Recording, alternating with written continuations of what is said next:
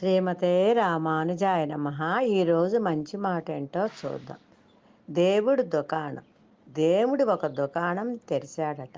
అక్కడికి ఒక ఆసామి వెళ్ళి, ఇక్కడ ఏం దొరుకుతాయి అని అడిగాడు. ఏది కావాలంటే అది దొరుకుతుంది అన్నాడు దేవుడు. అలాగా, అయితే డబ్బు దొరుకుతుందా?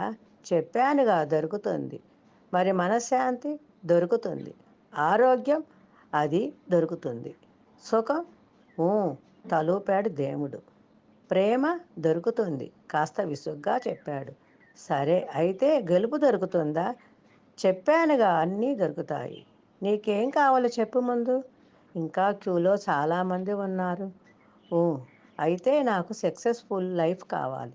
సరే, ఇదిగో ఒక గింజను చేతిలో పెట్టాడు దేవుడు. ఏమిటిది ఆశ్చర్యంగా అడిగాడు. విత్తనం. ఎందుకిది? సక్సెస్ఫుల్ జీవితం కావాలన్నావుగా. దీనితో నాకేం పని? ఇది ముందు నాటితేనే కదా అది పెరిగి పెద్దదై నీకు ఫలితాన్నిచ్చేది. బుద్ధుడికి చెట్టు క్రింద జ్ఞానోదయం అయినట్లు ఆ చెట్టుకు మూలమైన విత్తనం చేతిలో పడగానే బల్బు వెలిగింది. దేవుడి దుకాణంలో పండు దొరకదు, విత్తనం దొరుకుతుంది. ఏదీ కష్టపడకుండా ఏమీ చెయ్యకుండా రాదు. డబ్బా, శ్రమ, ఆలోచన, ఇంకోట మరొకట ఏదో ఒక పెట్టుబడి పెట్టాలి.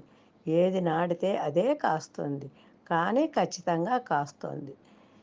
ఈ భావాన్ని పిల్లల గుండెల్లో నాటండి, గొప్పవాళ్ళవుతారు.